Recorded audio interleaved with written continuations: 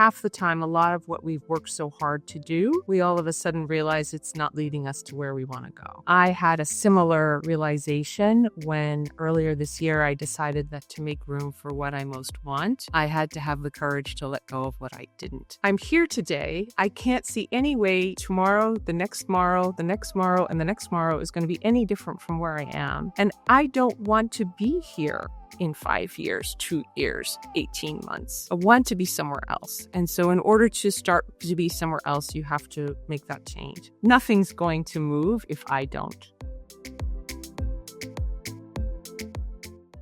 I would like to start by saying I'm thrilled to be here with you today. I am so excited. I know we had scheduling here and there a little bit. I will just start by the day. I'm having an eventful day. So this morning at 9 a.m., we signed the paperwork to sell our home. Oh, wow. And so that happened. The movers are arriving tomorrow to take everything. So there was a moment where I was like, I'm not quite sure now's the time. Perhaps you should have said to me that maybe pause this one. Then I thought, but I want to, and I'm looking forward to it. So I want to start by saying this became no, I'm going to carve this time and we're going to do this. So I'm very happy to be here with you today.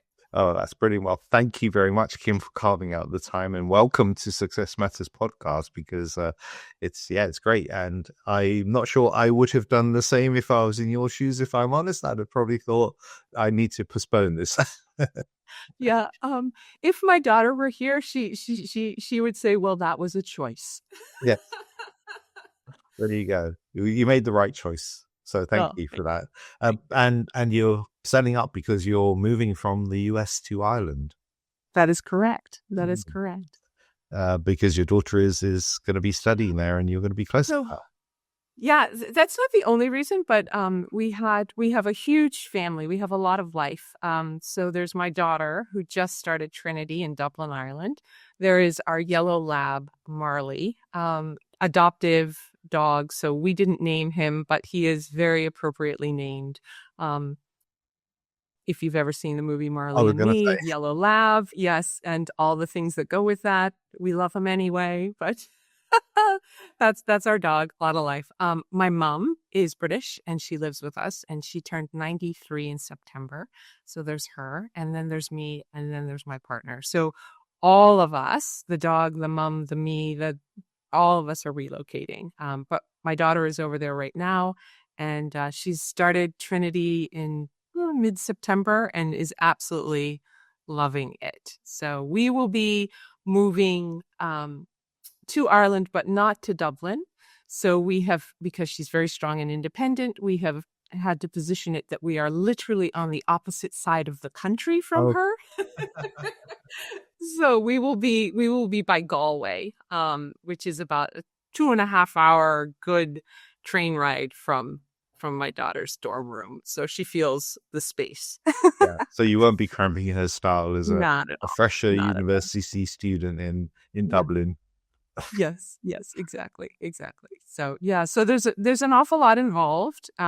We obviously had to prepare our home, and with all that I just said, there's a lot of life that's been in this home for the last 16 years. So there was an awful lot of decluttering, an awful lot of stumbling across things that you have not remembered or seen in quite some time. And that's where you lose a lot of time when you're decluttering.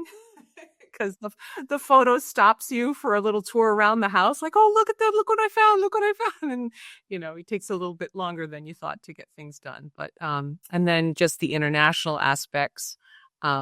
We were over in Ireland just last month, and we had thought we had gotten everything arranged to get set for a bank account. And so we brought all our paperwork, we had done everything. And as we were sitting in the bank in Ireland, he said, right, do you have your social security cards? And we looked at him. Nobody told us we needed those. And they're not like a driver's license. You don't kind of walk around with one of those in your pocket all the time. So we didn't have them. And so we had to kind of come back and get them. So there's just these little transition aspects that cause a little extra when you're trying to get everything done. But Yeah, absolutely. And of course, when you're moving home after living in that home for 16 years, there's the memories that are built into the walls and the carpets and everything, right? It's not just the physical memories, but other memories that are there. that what a beautiful phrase, the memories that are built into the walls. Yeah. Yeah, yeah. And, it's interesting because they've changed the process in the United States. So the people that were buying, I was talking to a neighbor and she said, do you know anything about the buyers? And I was like, I don't know anything. Like, I think they're a man and a woman, based on the names on the contract. But used to be that you would all sit down at a settlement table together, right? And so the buyers and the sellers, and you'd sign the contract, you'd meet one another, and that would be that. They've divided it now so that the sellers go, which we went today. The buyers aren't going until Friday. The movers are coming tomorrow. So we would be like ships in like they sign on the 10th. I'll be long, like we were ships in the night, never see each other. Except for the fact that they had wanted to get their contractors in a little early. And so like cabinets and this and that. So we met them on Friday, and it is a man and a woman, but they have 3 children, and we started chit-chatting and talking, and that was all very nice. And then funnily enough, because the world is a small place, right after we'd done that at around 12 o'clock on our Friday, in the evening, we were walking Marley. You know Marley now. And we were walking him, and then this car was passing by an intersection, starts honking, rolling down its window. Hey, hey, hey, hey. And completely out of context, it was the buyer. All right. It was, yeah. It's like, well, now I know who you are. So went over, and just so happened that this time they had their little 3-year-old boy in the back seat. And Right. so that was quite adorable. So, yeah, it's funny how you don't know anybody, and then all of a sudden you meet them, and now you recognize each other, and there you are. And it's nice as well when you're selling your home to know like your family home is going to another family, isn't it? There's a certain It is. feeling to that. It is. Yeah. Yeah. It's very nice. It's very nice. So, and now I can answer the neighbor. They have 3 children. You got a story to say. Yeah, I have a little bit more information. So Kim, we met through the Talks.co platform. That's kind of how we got introduced. And you gave up corporate life to become Yes. your own boss in many regards and do your own thing. So what's the background story to that? Such a great question. So what I do now is I do coaching, right? And I help, I say it like, right, like, and I help high achievers in transition. So entrepreneurs, leaders, big thinkers, right, who are looking to claim their what's next. And the reason being because half the time, a lot of what we've worked so hard to do, we all of a sudden realize it's not leading us to where we want to go. And I had a similar realization when earlier this year I decided that to make room for what I most want, I had to have the courage to let go of what I didn't. And so that meant resigning from my big corporate job in HR and change management and moving over into coaching. However, that's the short story. the the longer story is what brought me here today is I loved English. So in college, I was an English major, and I loved stories, and I loved characters, and I loved novels. And I thought, this is outstanding. I get to study reading books. I mean, and so what that also got me to do is for 4 years, I got to be questioned, what are you going to do with it? What are you going to do with it? And the answer is, I'm going to graduate in a recession when it doesn't matter if I studied neurophysics because no one is hiring anyone to do anything. And so then I went and fortunately got a position as a technical editor. Let me just assure all of you and your listeners, technical editing has nothing to do with a love of literature at all. So I had to kind of learn this very granular, did they misspell this word? Is a semicolon or a colon or a comma the most appropriate thing? It is not. Thematically, what do you think is happening? How did the character grow? So it wasn't exactly filling my cup. I also went on to get a security clearance. And so they put me in what is called a SCIF, a secured facility, which means that you're in there completely by yourself, no windows, pretty much a cement block. You've met me a little bit now. So, so you can imagine that on a daily basis, my heart started to crumple up and die. And I thought, I cannot do this. And so I left that position and I actually started my own business, which was much more towards writing and copywriting and that type of thing, a little bit more creative. Um, and then I wanted to have a family, and the big warm embrace of corporate America with its paid maternity leave sounded really nice. So I went back, but this time into a position that was more internal communications and in the PR department, which really is you're having a conversation with the workforce, right? Hey, there's mandatory ethics training, or hey, there's open enrollment, or hey, the survey that we just went out came back and here's the results. So it was better. It was definitely better. You weren't in a little concrete bunker anymore, at least. Oh, yes, that is exactly. The visual, you got it. And then I had another one of these moments of really, is this everything?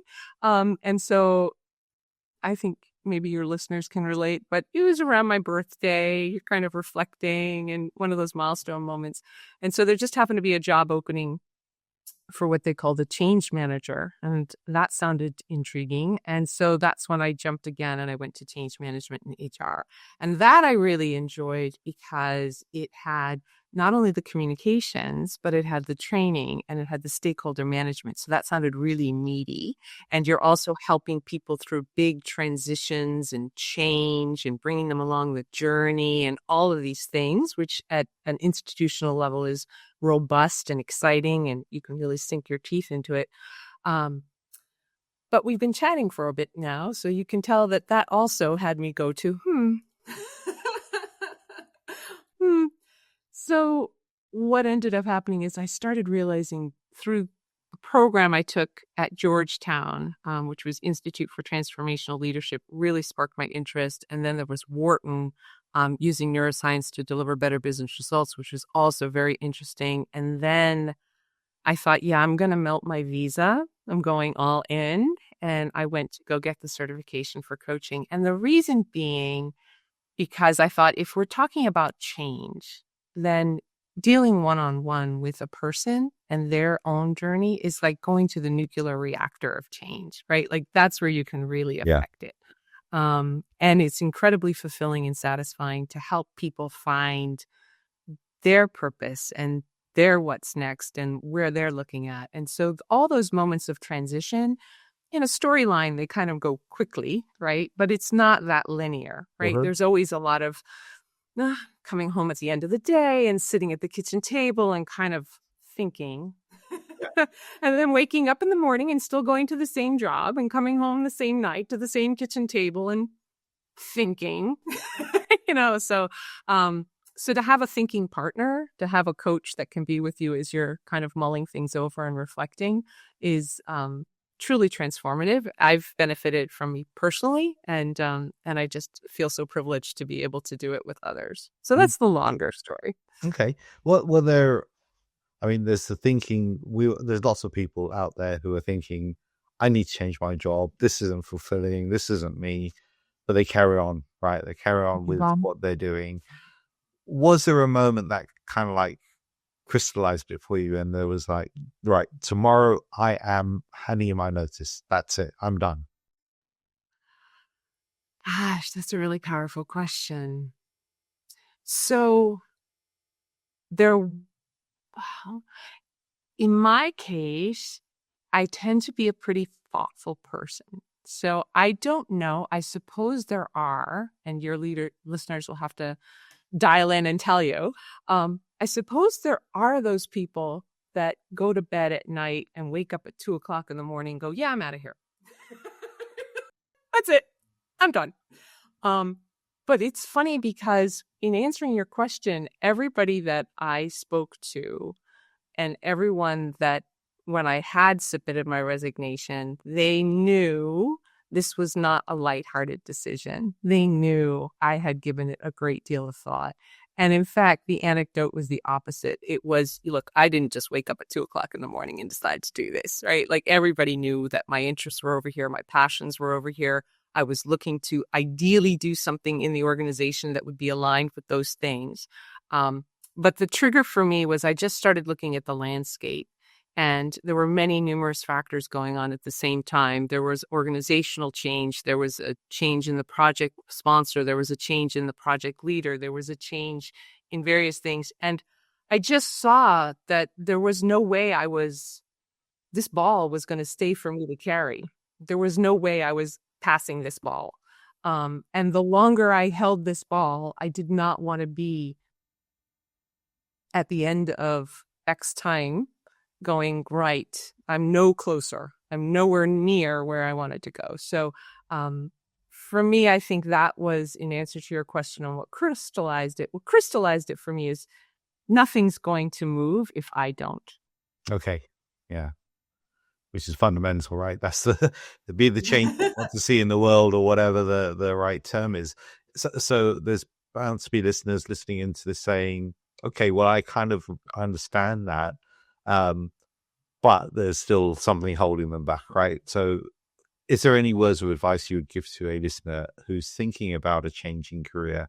Maybe, they've got to that point, they're really almost ready to make that step, but there's something holding them back that's from making that step. Is there anything you could say to them that says, yeah, go do it, you'll be all right? Well, I can't guarantee it's going to be all right. Life has no guarantees there. No. So I will broaden the question, though. Outside of career, because there's many other areas in your life where you may want to make a change, right? Marriage or otherwise and everything. And just telling a little personal anecdote, with my own mom, she was in her mid-50s and the relationship was not what she hoped, right? And the lawyer said, well, you don't know, you might have X years left, right? And maybe, isn't that worth it, right? To have a little bit of a different lifestyle, whatever it is. You may know that my mom is now 93, like I mentioned. Yeah. So making that choice at 55 transformed the next 4 decades, essentially, of her life. Mm-hmm. And if she had stayed where she was, it would have had a different outcome. And so I think I can only answer for myself, which is it was that future-focused view of I'm here today. I can't see any way tomorrow, the next tomorrow, the next tomorrow, and the next tomorrow is going to be any different from where I am. And I don't want to be here in 5 years, 2 years, 18 months. Mm-hmm. I want to be somewhere else. And so in order to start to be somewhere else, you have to make that change. I've also heard it in terms of just personal goals where, if I were as of today to dedicate myself to learning Italian, 5 years from now, I would be much better at it. Right? So it's always just that one little step. I don't want to minimize, though. There are many valid reasons, economy, financial, mortgage, obligations, many, many reasons that people will. But then I think the advice becomes know how you can design your life so that you understand what each aspect is doing for you. If the day job is not filling your cup, but it's filling your bank account, and that is important, great. Now, where else can you fill your cup? And so maybe it won't fill the bank account, but you'll be energized. You'll be a better, nicer person to your spouse. You'll be happier, all those things, right? So I always look at it as a portfolio much like you have the stocks and you have the bonds and you have the savings account and the CDs or all these various things.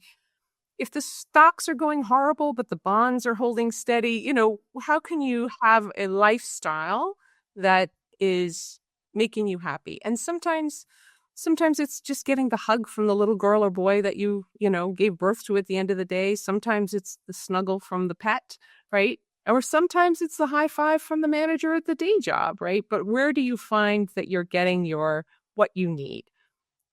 I think what makes people throw their hands up in despair is when there is no safe harbor. Everything is not filling the cup. And that's where they might, very well at 2:00 in the morning go, and we're out. And I think that's oftentimes, you've touched on it, it's oftentimes perspective as well, because you might be feeling like, okay, my job, for argument's sake, is not filling my cup, and therefore you think your life needs to change as the result of that. Whereas the rest of your life, as you said, the portfolio is okay, but you've just kind of got fixated on this thing, and therefore, looking to make a change on that one thing, when actually, as you say, you could be filling the cup in other parts of your life that gives you a more fulfilling life. A bit like the wheel of life kind of model, right? If you've got all the different things at least aligned, then your life is going to turn more readily and more happily. Yeah, very well said, Sanjay. Very, very, very well said. And then you find that there's some synergies, right? The more happy you are in certain areas, right?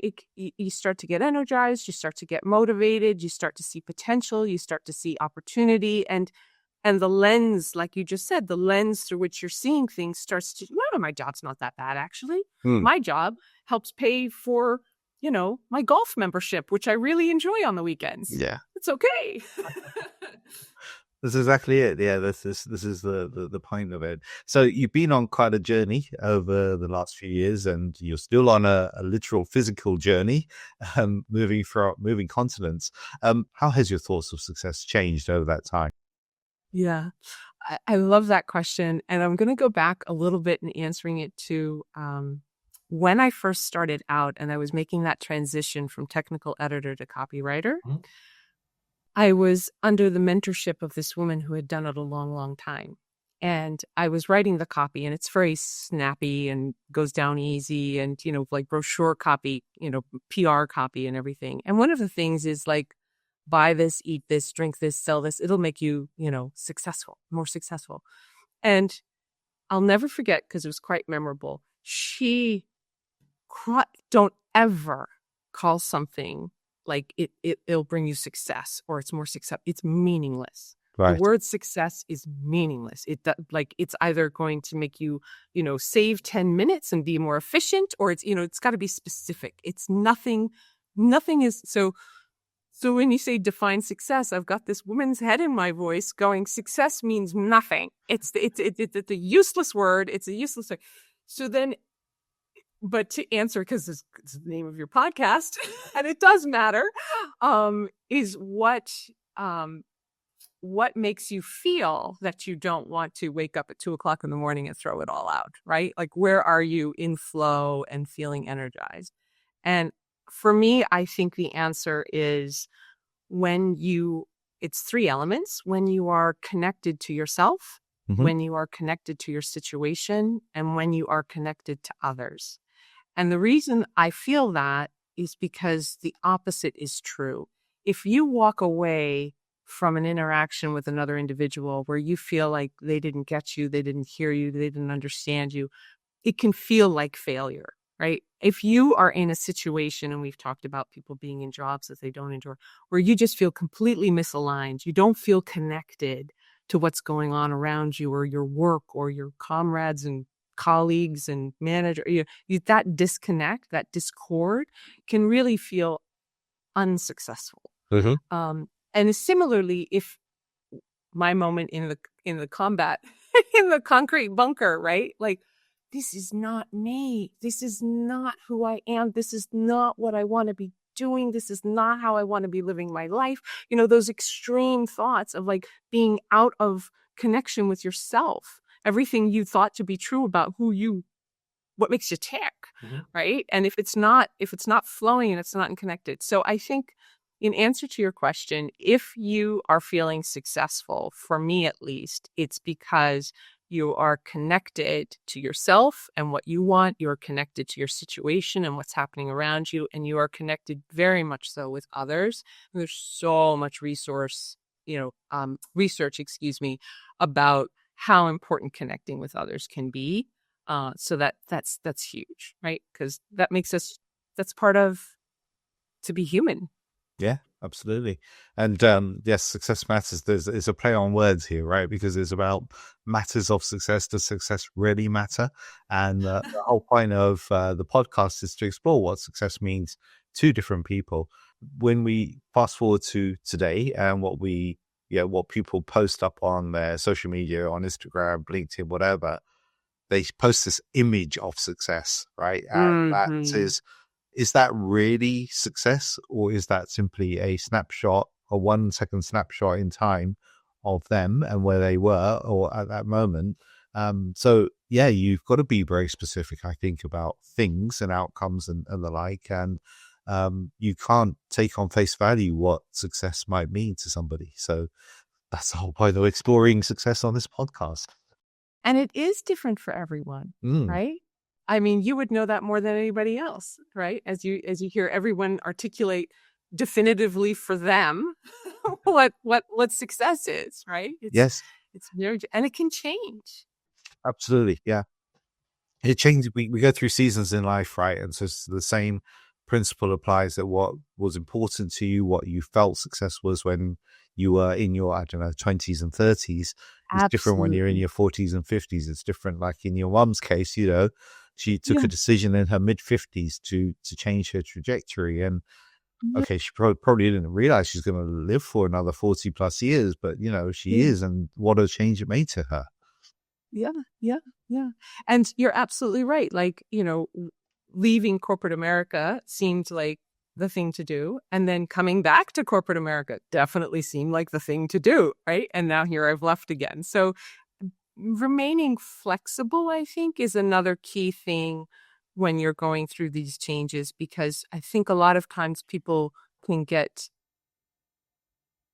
anchored on what I said I was going to do this, and it's good to keep commitments, right? But I said I was going to go to medical school and be a doctor, but I really, really, really want to be a violinist. But nope, I said I was going to go to medical school and be a doctor, right? And it could be that you finish your commitment, you become a doctor, and your bank account is filled, and you play violin on the weekends. But sometimes you just have to reevaluate. Like, I thought I wanted to be a doctor, and now I realize that's not the thing. Yeah, absolutely. And that's, again, so many people kind of carry on because they thought that's what they wanted, or they were told that's what you should be doing, right? And they end up following that particular path, but they're not happy as a result of that. So it's a very good Mm. point you made there. I have a tradition in my podcast that I ask a previous guest to ask a question for my next guest. So my last guest asked, Oh my God. it's not that difficult, it's not that bad. She said, what do you think success will look like in the future with AI? Oh, goodness. Okay. Oh, well, this is a whole other podcast episode that we've just started now. Okay. So I have so much to say on this topic. I will reduce it to a few key points. The first key thing that I heard very early on with AI was AI is not going to replace people, but people who use AI are going to replace those who don't, right? And that's almost like cliche, but that was one of the very first things. I also was fascinated, still am, by AI when it first started. And then it took all of, I think, 4 months before AI was embedded in my computer, embedded in my phone. There was nothing to learn. It was just, it was out in the wild, Mm. and everybody had it. And here we are, and it's finishing my emails for me, and it's just, it's wonderful. And the same thing with asking it things. Nobody Googles anymore. I'll just ask my intern, which is AI. And my intern is wonderful because not only will it answer the question, but like any good intern, do you want coffee with that? Can I make you extra copies? Would you, it goes the extra mile constantly, right? It was Yeah. like, now that I've answered that question, how about I do this for you? Sure. Yeah. you know, okay, didn't even think to ask for that, but yes, please, so of course, it's anything can be used for good, anything can be used for evil, right? And so here we are, and there's some incredibly dangerous aspects of AI. We can't trust our own eyes, we can't trust our own ears. It's being used to manipulate and to all these things. I think what really is coming into play now, and I don't know where AI, what was it, in 5 years? Was that the question? No, what will success look like Just with what AI? was success look like? Well, I think it's on us, because I think when the more and more that we interact with AI, the more and more AI, to a certain extent, is what I would call a self-licking ice cream, right? It's always going to say that my anything. That's terrific, Kim. That's wonderful. Well done. It's very, very stroking of it becomes, that's not how real humans are, right? And so if I'm in this bubble where I'm constantly talking with this intern that's gratuitously nice to me all the time, it will warp me as a human being. I will forget what it's like to be challenged, to have an argument, to have a debate, to have an uncomfortable conversation, all those things. And so it's too slick Mm. to a certain extent. And it can flatten what people consider like genuine human dynamics and interactions. And you see a little bit of the pushback where people are post-COVID craving in person and more in person and getting off the Zoom and doing things and authentic, genuine experiences.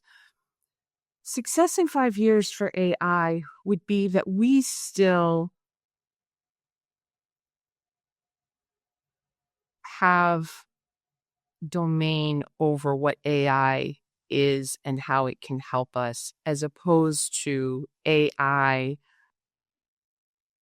having changed who we are and how we interact with one another. Mm-hmm. I think that would be the definition of success. And I don't know. There's so many variables out there. I am not against AI. I think it's amazing. I think it's incredible. I think it's helpful. I think it's useful. I think it can exponentially increase what we are capable of. I think the watch out is that we start to become less human because we're getting more engaged with something that is not human, Yeah. and it blunts and forgets us what it's like to be messy. Mm. Yeah. We're messy. So I suppose that it goes back to what you said about what success is. So long as you're connected to yourself, you're connected to the Yes. situation, connected to others, then AI doesn't necessarily factor into that per se, right? It makes your situation different because you're using the tool. That in turn, that's always helpful and wonderful, and stroking your ego is kind of one thing. When you need to be self-conscious of that, because that's an important part.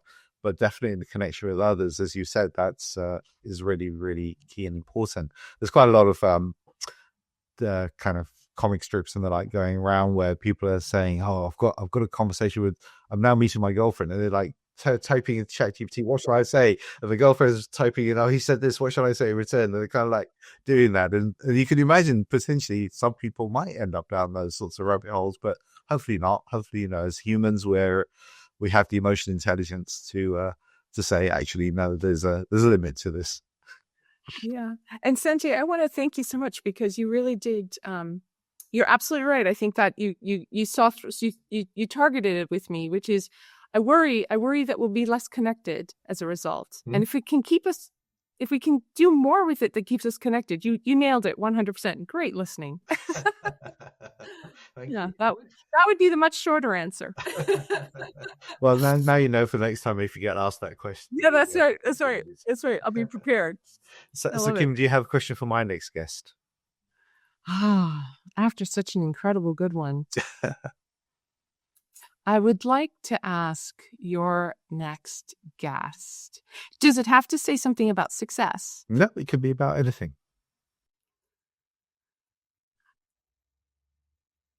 I would like to ask your next guest a personal question of when is it that they realized that they thought they were one way and they discovered that no, that is not who they thought they were. Right. Okay. When was it that they realized that they thought they were one way, but then they realized they weren't that way? Yeah, I'm probably more articulate than that, but like about what we talked about earlier, that idea that if you got wedded, like I always thought I was going to X, or I always thought I was someone who, or I always and then I realized all of a sudden, yeah, I'm not that person. Yeah. Yeah. Right. Understood. And did you have a moment of that nature in your life that made that kind of switch? I don't think that's fair to ask my question of me. This is supposed to be my question of the next guest. I'll tell you what, I will listen to what your next guest answers, and then I will come back and I'll give you my answer. That's fair enough. Something as you've asked that question, I'll answer from myself, my own perspective, is that I always believed I was a shy person. And to a large extent, I still feel very shy. And yet here I am reaching out to complete strangers saying, will you appear on my podcast? We're having these conversations and, my world is different. And getting rid of that belief of shyness is actually quite a difficult thing. But I now know that I'm not shy, but that belief is still in there that I am shy, which is, that's probably a sort of thing that answers your question from my perspective. And so, if I may, when did you start to believe that you were shy? From a very young age, from about 5 or 6. And a large part of that was related to my ability to speak my mother tongue in social circumstances, because we immigrants into the UK, everyone, when we met with family and friends, the language was always in the mother tongue, and I speak my mother tongue, but I speak it with a British accent, and so as a result of that, people would kind of like laugh at you sometimes, and that I reflected that as shyness, but actually it was my ability or inability to communicate in my mother tongue. But of course, in English, I was fine, and that was okay. So it's quite interesting how that kind of came about. So powerful, so powerful. And so, I'm so wildly curious now. If I may, just one more. Did you somehow notice the contrast that you were chit when you talked English, and you were Yep, when it was mother tongue? very much so. And that's it's happens to lots of people. I think there's lots of people who and so you've got to overcome that, and you can speak the language, you're just speaking with an accent. It's just one of those things. We all have our accents. Yeah, we all do. Exactly. Yeah. Oh, that's fascinating. Well, I am so glad that you discovered that you're not shy. And that you are doing these podcasts and having these interviews, because it has been a privilege to meet you and be with you today. And I can assure you that I would not be able to speak in your mother tongue. So as much as I talked on this podcast, I would seem quite the quiet person. Well, you never know. You might know. So Kim, it has been a great pleasure talking to you. It's been a wonderful conversation. If people want to get in touch with you to find out more about the services you offer, what's the best way for them to contact you? Thank you for asking. So it's very simple. It's coachingbykim.com. So, and if my daughter was here, she'd probably cringe, because I don't think you have to say the www anymore. She'd be like, yes, you didn't say the HTTP. The modem dial-up. Yeah.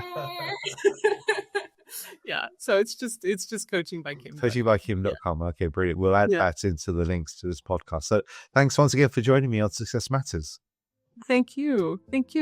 To find your success, contact me at info@successmatterscoaching.com.